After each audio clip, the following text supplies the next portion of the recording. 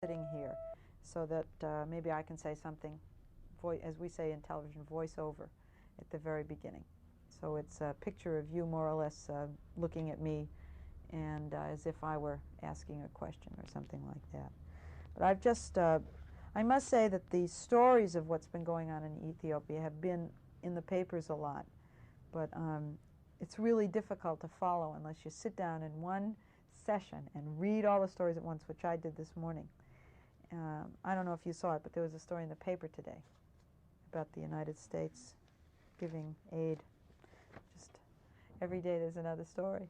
It's very confusing with all the internal wars in the other countries, just too many factions to keep in your head. Okay, how's that? Do we have enough? But I don't know who's going to talk, and we won't plan it out. We'll just pretend it's a conversation and that he's not here. Just going to. You're not here, okay? Okay. All right. Ignore the lights and the cameras. Ignore the cameras, ignore the lights, pretend it doesn't exist. They used to tell me that. They used to say to me, relax. And I used to say, how can I relax when this light is shining in my face and there's a microphone attached to me? We're rolling. Okay. Does that mean I can go anytime? Anytime. Okay, Samson, can you tell us what you have been doing and what your sisters and brothers have been doing since the revolution in 1974? Sure. Well, we were at this literacy campaign. Started in 74. Went on to 76. What was the literacy campaign? Well, we went out to different parts of the province, and we had to build roads, bridges, and get the political consciousness of the peasants and so forth up a bit. Now, as members of the royal family, how were you ever prepared for that kind of life? We weren't. We didn't know how it was going to go. We had to prove ourselves in a sort of way. And at first everybody was cold, and especially the guys, the military people that were our leaders. And it went on okay after a while. Were you ever abused or? No, not really. Can I ask your sisters what it was like being in the literacy campaign? Were you afraid? Yes, we were afraid because a lot of propaganda has been spread, especially about the royal family. And we had no idea how the people have reacted to that propaganda. So kind of was scary at the beginning. But more or less after we were there, we knew the people got to be easier, and they accepted us. But still there was a danger of really, because you didn't know how or when you'd be attacked, because well, you were still. Did you ever have a particularly bad experience? Yes, because the students, still there was some who supported the regime very much, the new military regime, and they knew we were from the royal family, and you never knew what they'll do to you. It's a matter of survival, and just showing them that you are as simple as they are. But still, I don't think they quite accepted us as we thought or would have liked them to do so. Did you have any particularly bad experience, Meret?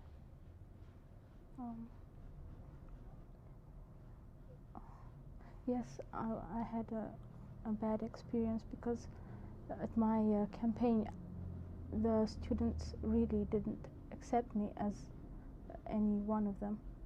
I was always, a member of the family, and, I had that scar all the time.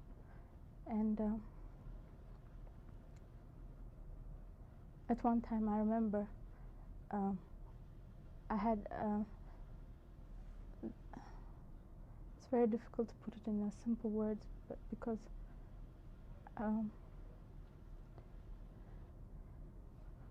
well, she was sick at the time, and she went home. Our home was near there, because nobody was going to do anything about it, So she went to have some treatment, and well, after that, she had to go and report back, and she was punished for about two weeks, because that they accused her that she came from the royal family, and really it was kind of for the luxury she missed. She went back home, and that was one of the worst experiences at the campaign. But actually, it was her that had the toughest time, I think, from the three of us. Yes. I can see that it's still terrible even just to think about. Yeah. Well, let me ask any one of you if you can tell us what happened with your family, your mother and father. While we were in the campaign, my father was on house arrest. He was governor of Wallaga at the time, well, was, and then they took him in to Addis. And my mother was still living in Wallaga, and we used to come over and see her, on weekends and so forth. And they took her while we were still in the campaign. They took your mother in? Yeah, she was arrested while we were still there. And that's when we knew it got really scary, because we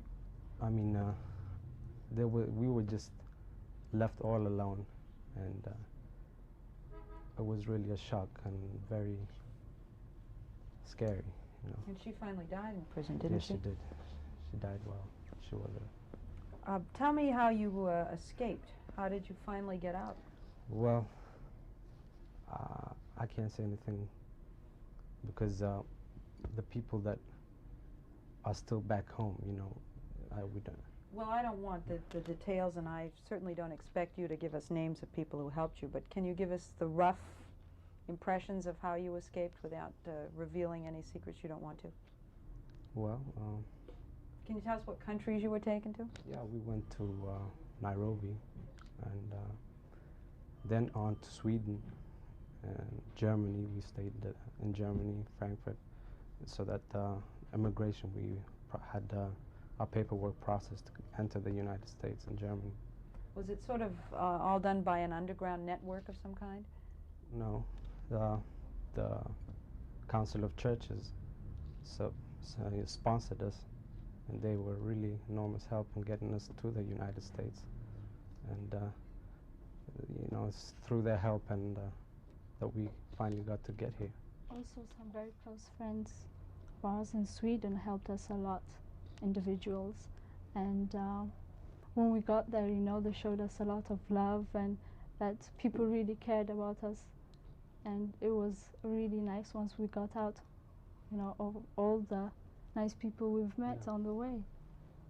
Yes. Tell me about the emotional feeling of being out from under that terrible pressure and fear that you must have been living for the past few years. What's the emotional reaction been?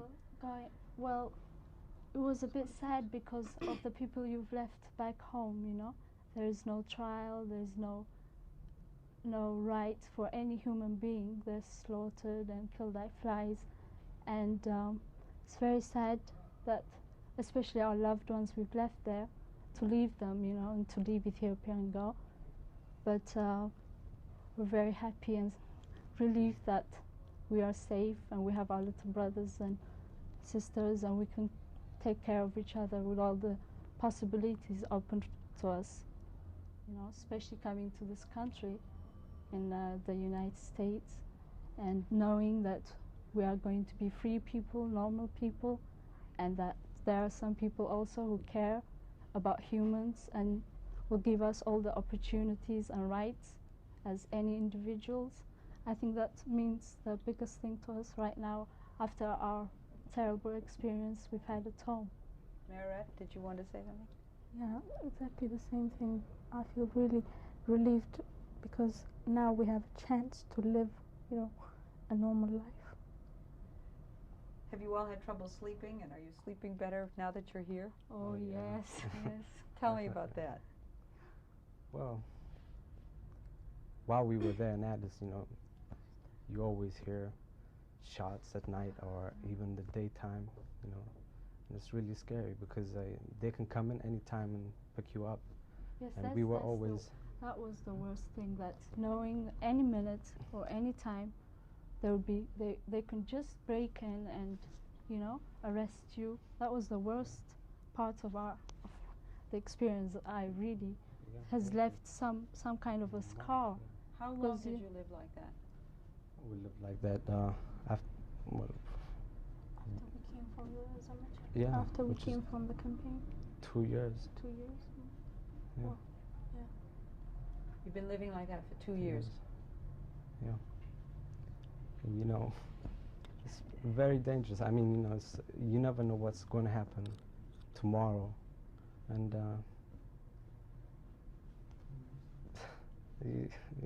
you dread every minute, you know, because you don't know what to expect next minute, and it's terrible. But now we're here. We've slept the last 2 days that we've been here, haven't we? You slept for 2 days? Well, yeah. I mean, it's a great relief. Let me ask you about something a little happier, I hope.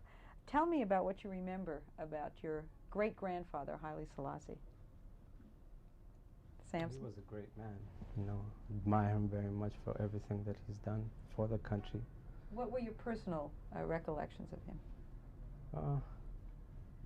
Did you used to go sit on his knee when you were a baby? Do you remember that sort of thing? I used to go for car rides with him when he went out in Addison. When he, how'd you say it?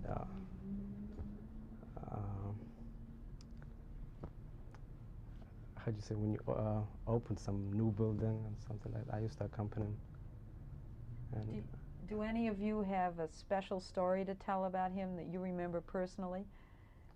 Oh, what I remember about him is his smile, yeah. And well, when he smiles, there's a lot of kindness that is revealed from the smile. That's the picture I still have of him, and we really loved him. You know, he was everything put together: a great man and a great father, and a lot of things just put into one man. He liked dogs, and you know, if we tease his dog, he used to get angry and, you know,